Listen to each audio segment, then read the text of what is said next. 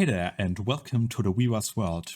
If you are watching this video, maybe you have already seen my introduction to Vampire the Masquerade, or you have read about it somewhere. But no matter how you got here, you most likely want to build a vampire character. That's what this video will be all about. I have with me a definitely unexperienced new player whom I have not briefed in the slightest and who wants to create their first vampire character. So while I help them, I will explain the process to you as well, so you can create your first vampire character more easily. If you find this video helpful or just want to help me out, consider liking this video, subscribing to my channel and leaving a comment. Also, if you have any questions, ask them in the comments down below. And with that out of the way, let's go build a vampire. So, we have here our character sheet. So of course, first things first, we have the name and the player. The player, that's you for instance, and the name, we can of course skip that for now, but if you already have a set idea on what your character should be, then you can go ahead and tell me. Yeah, so I've been watching that video about the different clans, and I was thinking as we're playing a Camarilla round, I was thinking I would either do a Bruja or a Nosferatu. So just maybe to give you an overview about what I was thinking, because I don't know what other characters will be in that group and you do. So my Bruja concept, let's call him Billy, is a poetry slammer and sometimes also a people slammer. So it's more a fighting character. And the other concept would be a Nosferatu. Let's call her Nancy to just keep at the alliterations, who would be the host of a radio podcast that concerns itself with deep dives into the deep web and conspiracy theorists and theories. Okay, so this group of ours already has a gangrel who also would be a very good fighter, I think, so maybe it's better to go with Nancy the Nosferatu because we actually don't have anyone who's good at espionage and those sort of things, and the Nosferatu really excel at that. If that's fine with you. That's completely fine with me. Then let's just keep it at Nancy. We can still change that. Then we can also get the clan here. There's a lot, but thankfully we can also just have that. I'll of course link this character sheet down in the description as well for you. And with that out of the way, we already have a first drop-down menu that's kind of important because the nature and the demeanor of your character are basically what the character is and how she's perceived. So the nature is your character's innermost being, their innermost character. You know what motivates them, what drives them. And the demeanor is how they are perceived from the outside. I should mention, if you portray these well, then you can get back some resources, mostly willpower. We'll get to that later. So just think what motivates your character. So I get something back when I portray which one of those? The nature, mostly. Okay. Some also do the demeanor, but that's not strictly rules as written, but it can be rewarding, of course. Okay, so I have no idea about the natures, so maybe I can briefly describe how I picture that, and you can give me an idea which one you think is a good idea. Yeah, just to mention that, by the way, nature and demeanor usually aren't the same. It's mostly that the nature and the demeanor are different because you usually at least kind of obfuscate some of your inner thoughts. Some people have the same nature as they have the same demeanor, but those are usually very straightforward or very one-dimensional characters. Tell me about her, what motivates her, and how do you think others perceive her? Okay, so thinking about a Nosferatu, I was thinking she's ugly, right? That was the thing with the Nosferatu. Yeah, the Nosferatu all look horribly disfigured. They cannot pass as human in the slightest. Okay, so I was thinking maybe she thinks that's a bad thing, that people are like, okay, you're ugly, we don't want you in our house. And so she strives to better that, maybe something like that. So to make people less focused on appearance, maybe, which would also fit to the fact that she concerns herself with stuff that's a little bit more under the skin. Is there anything you would maybe tell me for that? Yeah, I think Rebel would actually be suited for that. So the Rebel usually fights the status quo to better it in some way. Rebels often, or not often, but rebels sometimes are part of a set group and try to better it from within. So maybe that would be something that motivates your character to change things, either from within or without, but And yeah, to make so, things better. okay, and so I would get this resource back when I act like a rebel. Is that correct? Okay. Yeah, exactly. So, okay, then demeanor. Okay, I was maybe thinking I'm a podcast host, so I should be able to maybe sometimes play roles in a way, and as such, I might be able to act a little bit weird sometimes, not in the way like funny weird, but more in a way of people cannot tell what I'm about to do next, basically that. Okay, so I was thinking more of a character that you never can be sure what she's going to do next. Something, is there something? There actually is a perfect demeanor for you. Of course, nature and demeanor have the same list, but there's the enigma. The enigma is basically what you just described. Nobody knows what they'll do next. And to some people, it even seems like these people themselves don't know what they will do next. Ah, yeah, then go with that. That's fine. All right. So for the concept, I think we can say... Cast host, I guess. I would have said conspiracy podcaster, maybe. That's fine. All right. After that, we have the Chronicle, which is the group we are playing in. The Sire would be the person who made you a vampire. This goes hand in hand with the generation, but we'll skip that for now. That actually comes back later. So for now, we have the attributes for your character. You notice that the attributes are split into 3 categories: physical, social, and mental. You as a Nosferatu are a bit of a special case because everyone starts with 1 point in every attribute. But the Nosferatu actually have 0 points in appearance, and they cannot improve on that. Having 1 dot in an attribute usually means you are the bottom of the barrel, the worst thing a human can conceivably be, and since you have 0 dots in appearance, well, you get the idea. Yeah, I got it. The Nosferatu cannot pass as humans, yeah. Exactly. Okay. So now what we will do is that you are going to think about which one of these categories is the most important for your character, which one is the second most important, and which one is not all that important.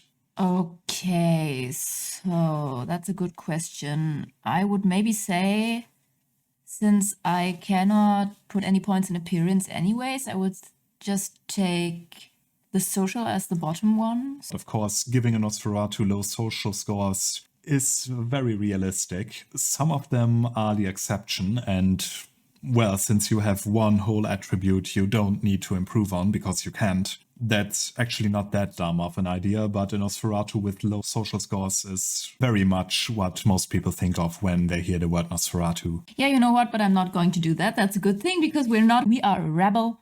We are not doing it the way we are supposed to. So I would say my best category is going to be mental. All right. Then my second best is going to be social because I'm a charismatic podcast hoster. So I have to be a little bit better at that. And the last one will be my physical because I'm spending my time researching stuff and sitting in front of a computer. It doesn't help me with that. All right, so now you get points to allocate to these attributes. As already said, the first dot you have already does not count against that totals. For the most important one, which is mental in your case, you will get 7 points to allocate. For the second most important one, social, you will get 5. And for the least important one, which is physical, you will get 3. Just to give you a rough idea, if you have 1 point in something, as I already said, you are basically the bottom of the barrel. 5 dots in something would be the absolute pinnacle that any human could possibly achieve.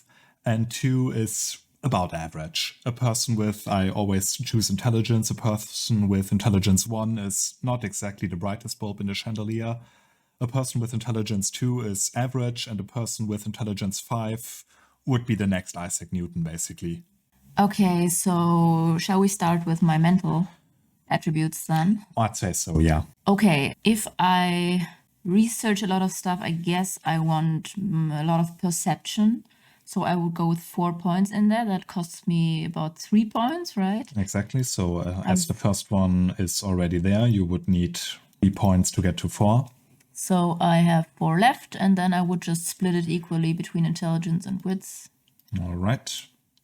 So you are very perceptive, rather clever, and you can react rather quickly, which is also important for a podcast host, I guess. Always have an interesting answer.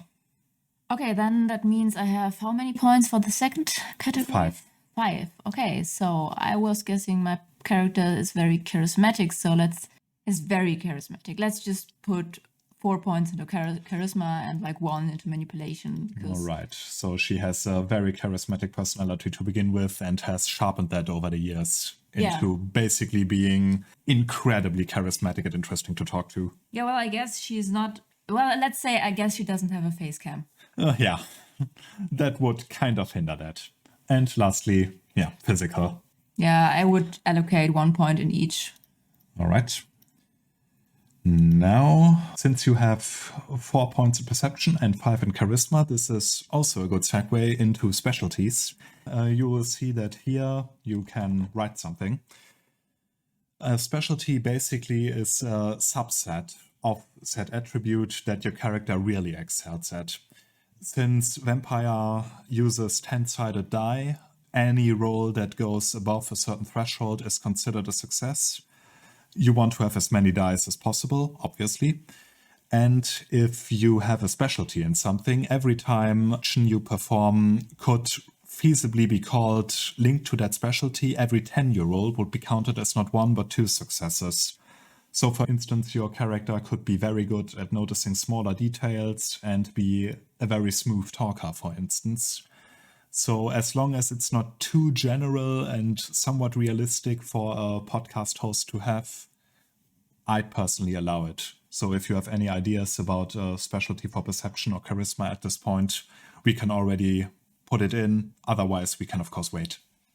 Yeah, but smooth talker seems to be the perfect specialty for charisma, so we can take that. Perception. Can I get something like pattern recognition?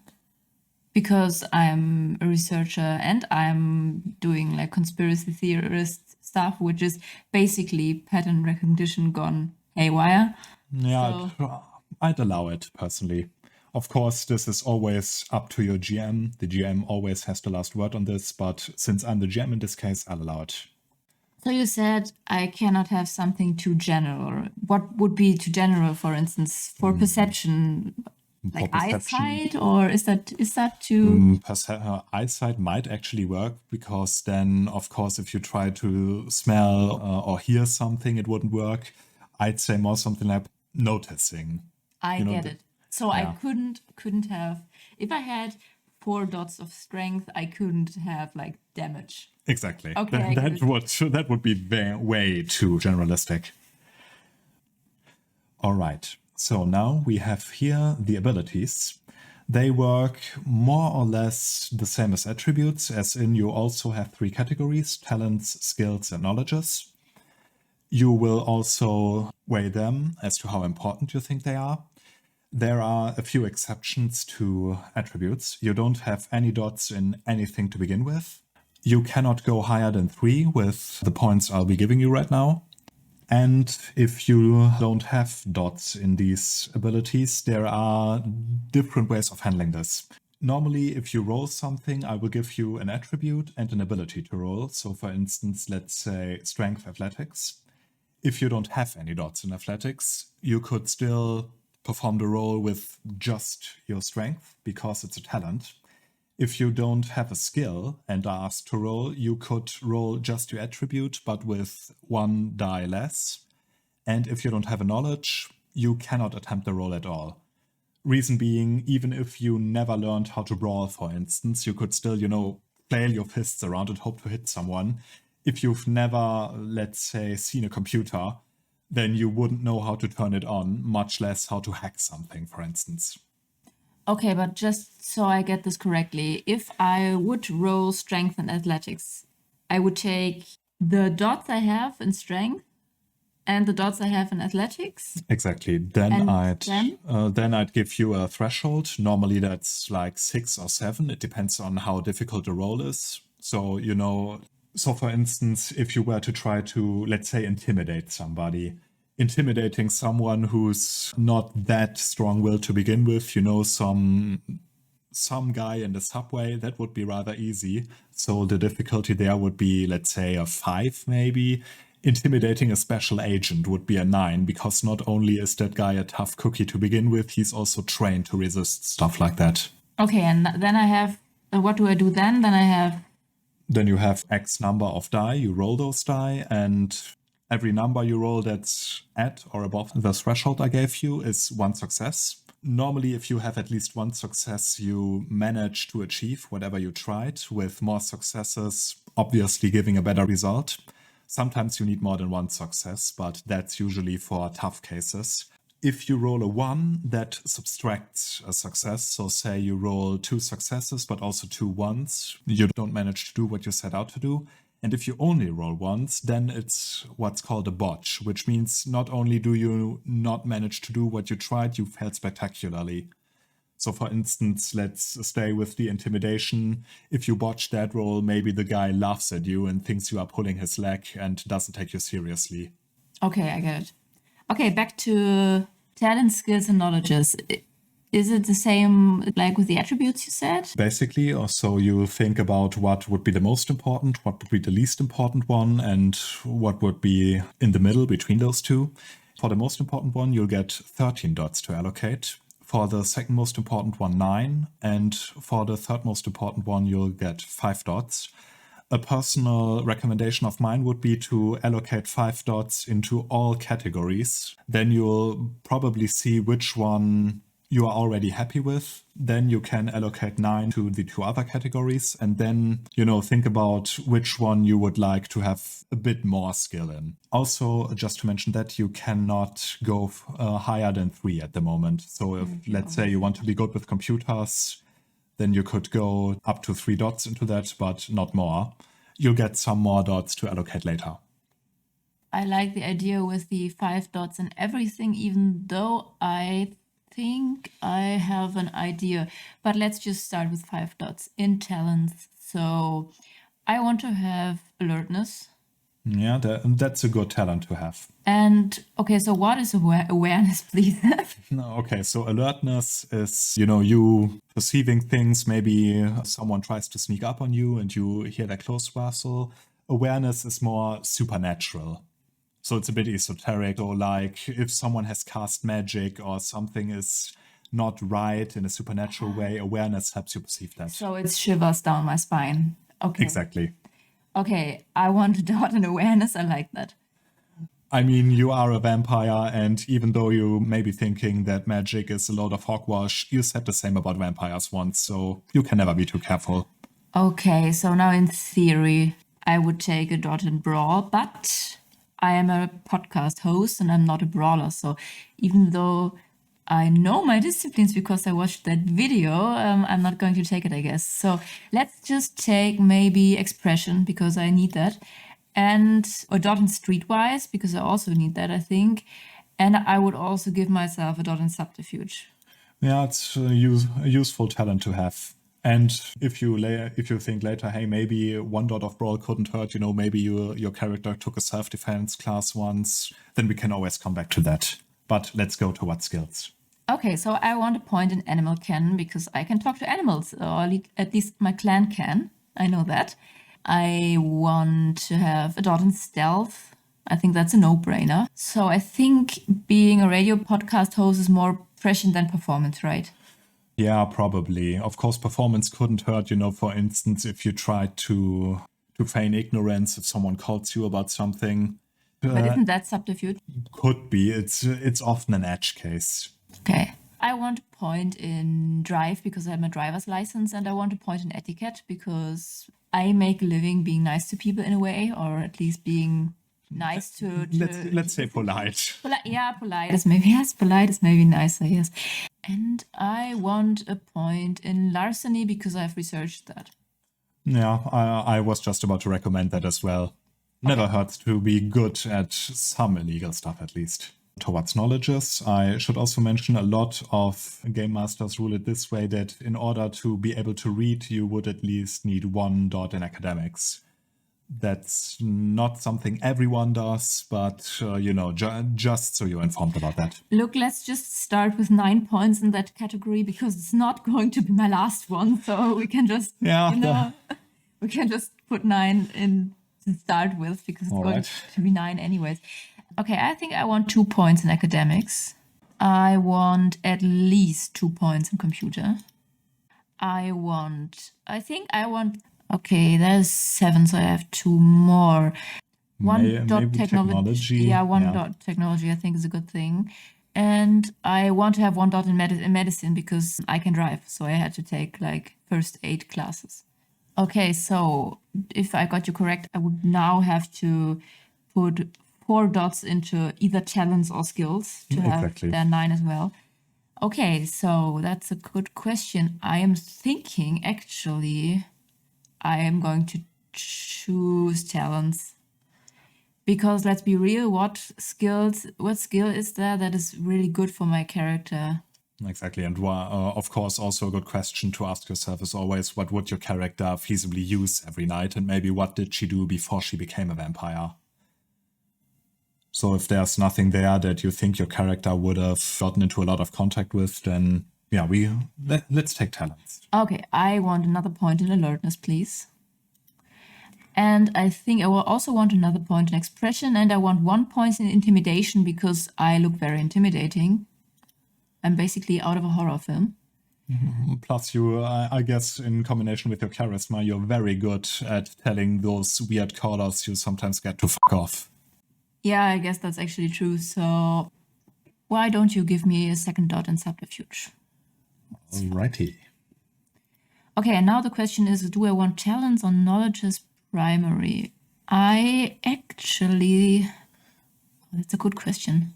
I'd personally maybe go for knowledges because I'd say that your character would maybe also be versed in politics as a conspiracy podcaster. You said I cannot roll at all if I do not have any knowledges, right? Exactly. Okay, so give me a point in occult and give me a point in politics. Yeah, both of those are pretty important if you are deep into conspiracies. Oh my god, give me a point in law. I have to have a point in law. And I want a point in finance, why not? And then I think we're finished. All right, and that's about it. Later, you will get some points you can allocate to those abilities as well. So if you have your eye on something you later want to have a specialty in, just make a mental note for now. Okay. All right, so let's go into the really good stuff, into your advantages. We will start with your disciplines. Since you are a Nosferatu, you have the disciplines of animalism, of obfuscate, and of potence. You get 3 points you can allocate into this. You could put all 3 points into one if you want to, or 1 into each. That's up to you. I have no idea. Like, I have a little bit of an idea what they do. I know what they do in general, but I don't think I want potence because that's not my... I'm not the fighter, right? I'm not Billy. I'm Nancy. So I don't want the potence point. Obfuscate is used to make me invisible, right? Correct. With Obfuscate 1, you can basically be not detected, at least not that easily if you are standing still. Obfuscate 2 actually allows you to move around a bit. And what is Obfuscate 3? Actually, that's a very useful discipline for Nosferatu because it's called Mask of 1,000 Faces, and it allows you to more or less appear as anyone you want to. You have just told me Obfuscate 3. Sorry. Please all dot into Obfuscate. Okay, because you could also buy into animalism later. Animalism allows you to talk to animals with 1 point. With 2 points, you could actually call them towards you. Nosferatu have a penchant for rats and pigeons. Often, those critters, they are everywhere. Nobody really notices them. And if you tell them, hey, I'll give you, something nice to eat if you follow that guy and tell me where he went, that's something a lot of Nosferatu are very good at. Is there any way for me to afterwards you said I get some points? Yeah, you can actually buy something later. Okay, because I would like my own pinky and the brain or something. Let's go to backgrounds. You will get 5 points to allocate into backgrounds. Backgrounds are things your character has, basically. Since you mentioned Pinky and the Brain, one of those backgrounds is actually called retainers. So a retainer is someone, mostly a ghoul, that is subservient to you. Usually retainers are meant to be humans, but I think 2 rats, or let's say maybe 3 or 4 rats, a handful of rats basically, could be one dot in retainer. You know, just some rats you can tell to go out and do what you want them to do. Does that make sense? Because rats usually die pretty early. Is there something different with? It's the same with humans as it is with animals, with ghoul, making them a ghoul. As long as you feed them your blood regularly, they don't die of old age. Okay, then maybe let's just for fun, give me please 1 point in retainers, and I want rats for that.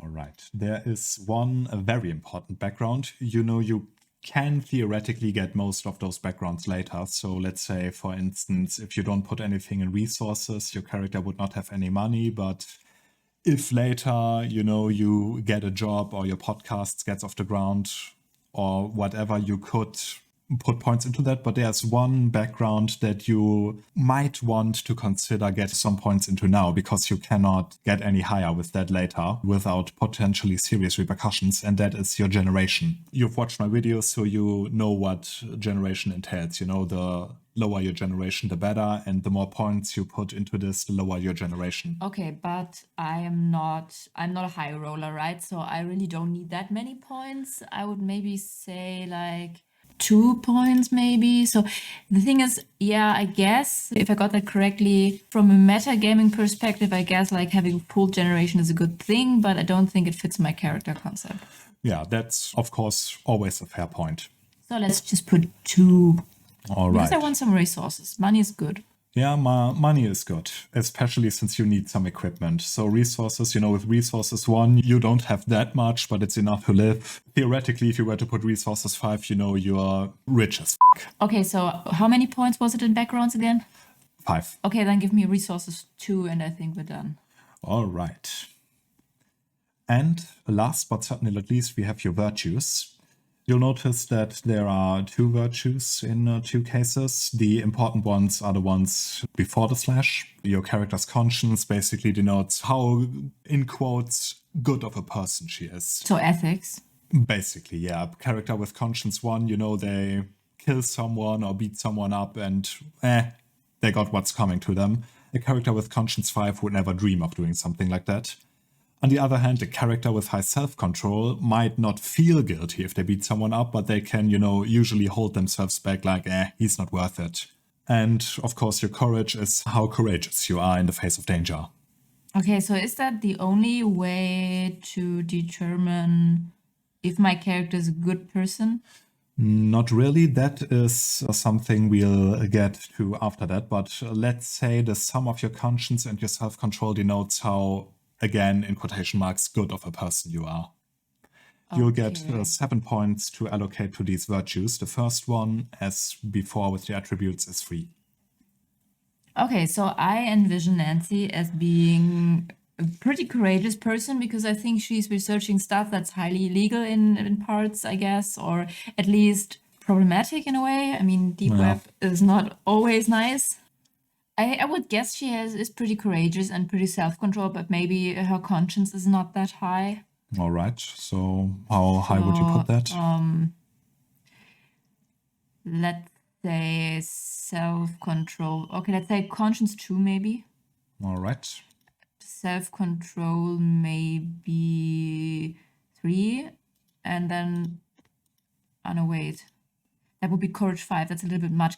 Self-control 4 and courage 4. All right. That's good middle ground, I'd say.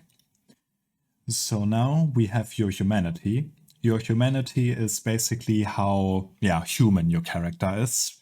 There's actually, a lot of other potential paths, but we'll skip that for now. Basically, your humanity is the sum of your conscience and your self-control. So it's 6. Exactly.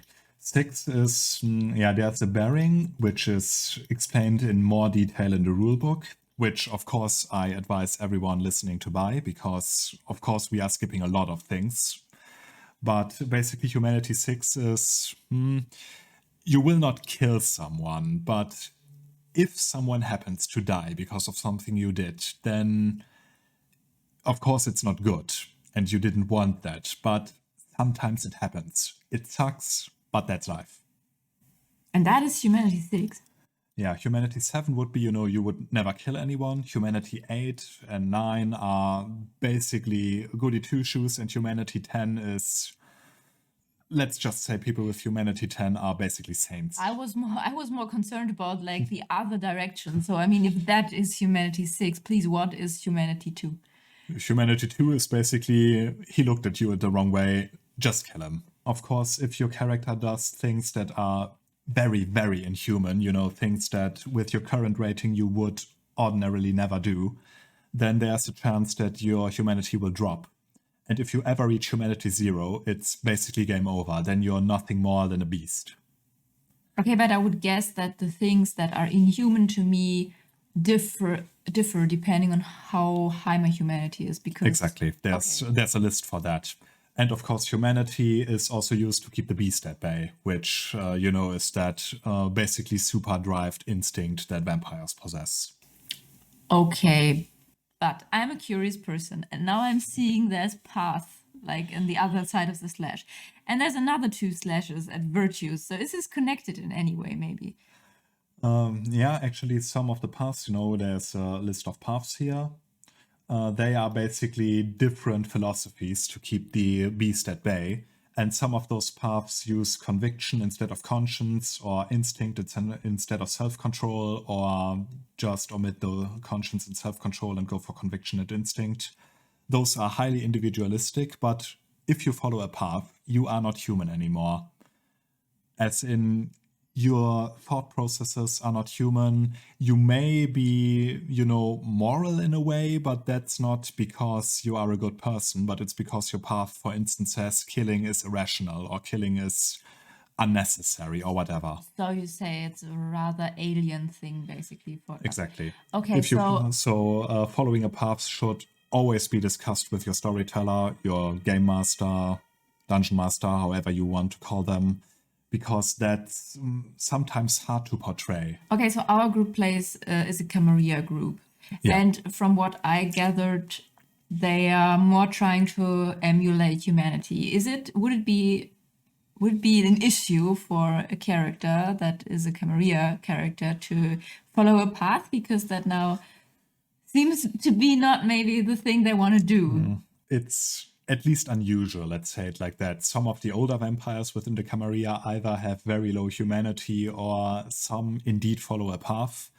Most young vampires actually do try to keep their humanity unless they were, embraced by a very different clan or were a bit weird as humans to begin with, to say the least. But usually in the Camarilla, you want to try to keep your humanity. There are, of course, always exceptions, but most of the time, a vampire who is in the Camarilla will follow humanity. Okay, so I have another question, because, I am a Nosferatu, so I have like no appearance whatsoever, but if I was Terry the Toreador or something, and I had appearance 4 because I'm a Toreador, if I had a low humanity or if I would follow a path, is there any kind of problem I could get from that? Of course, people have, they would not instinctively know that, you are not human, but something about you always feels off. And there's a lot of subtle things that humans do. Humans breathe, humans have rosy skin most of the time. Humans are at least somewhat warm to the touch. If you have high humanity, you can maintain these things more or less without much difficulty, but if you don't, if your humanity is low or you even follow a path, then you tend to either forget those things, think of them as unnecessary, or they are just too difficult for you to perform. So people usually recognize that there's something off about you, and that not only can endanger the Masquerade, but put you in danger, because there are people out there who know about vampires and who hunt them. Okay, and if you want to blend in, it's usually good to at least try to remember what humans think like. Okay, let's continue. All right. That, of course, is another chapter in itself that would be way too big to discuss here. So let's go with your willpower. Your willpower, at least the one you start with, is equal to your courage. Willpower is a very useful resource because it can be used to buy automatic successes if you roll. So, if you want to roll something and it's very important that you make that roll, you can spend a willpower, which is usually denoted like this, and you get one automatic success. That success could still be counteracted by a 1, but since even if you only roll once, if you bought one success, you cannot botch anymore because, you had one success, even if the ones you rolled supersede them. Okay, I have another question to that. Okay, so you said you need only one success in a roll, so it is success. Is there any exception to that? So is there any type of roll where it's good to have as many successes as possible? Mostly in combat and if you use certain disciplines. Okay. Maybe I'll make a video about combat or how to use disciplines later, because that's a whole different bag of worms, or can of worms, I should say. But let's just leave it at that for the moment. We have, of course, your health levels, your blood pool, which is dictated by your generation. We'll get to that later. We have your weakness. That's, just... You could, of course, also write monstrously ugly, but Nosferatu usually is self-explanatory. And, of course, last but not least, you will get some freebie points. That's also written down here. You get 15 freebie points, which are basically used to increase some of your attributes a bit, just to make your character a bit stronger and a bit more individualistic. So there's, of course, a list here. 7 would be if you want to improve one of your disciplines. If you want to improve one of your attributes, that's 5 points. If you want to improve your abilities, that's 2 points. If you want to improve your backgrounds, that's 1 point, or, buy new ones. Same goes for virtues. You could improve your virtue. Those cost 2 points, actually, sorry. It's of note that if you improve your virtues now, that doesn't improve your humanity or willpower. You can, of course, also buy more willpower points for 1 point each. And there's also merits and flaws. Merits and flaws are special things your character is either very good at or very bad at. If you take merits, which are things your character is good at, those cost freebies. You can take as much merits as you want, as long as you have enough freebies. But you can only take up to 7 points worth of flaws. Okay, I think that's a very complicated system, so I would maybe go for not so many. So I was thinking we can maybe do it a bit like with nature and demeanor, and I just tell you what I envision, and you tell me what that might be. All right, I'll delete that later, but it's just so we keep track of the freebies. Exactly. Okay, so we have 15. So yeah, just describe me what you think might be good for your character, and I'll try to get something for you. Okay, so I was thinking I might be very perceptive when it comes to sounds. So I'm a very good eavesdropper. So is there anything that you might... Yeah, there's the acute sense merit. This would cost 1 point, so you'd be left with 14 freebies. Acute sense is usually one sense that your character is very, very good at, which usually means that the difficulty of any roll involving that sense is lowered. Okay, so I would take acute sense for my hearing. Hearing, which would cost you 1 point. So you'd have 14 left. Do you have any flaws maybe in mind for her that could give you some extra points? Yeah, I actually have one. And so because I was thinking I'm deep diving into stuff that people are very sensitive, I would say. So maybe I've made an enemy. I'm not completely sure what kind of enemy, but maybe someone that I have found out something about that he or she is not very happy about, and now they have a problem with me. There's a clause specifically for that. It's fittingly enough called enemy. You could have up to 5 points worth of an enemy. That either means you have a lot of rather weak enemies, or you have one very, very powerful enemy who wants to see you dead at any price. A rule of thumb that I employ usually is concerning the worth of an enemy in terms of points. How dangerous is that person, and how much do they hate you? So, a very powerful person who just, is a bit irked off by you would not be worth that much. But a very powerful person who wants to see you dead at any price would be the full 5 points. Okay, so I want the basement dweller, so power level very low, but he's very motivated because he has nothing to do in his life.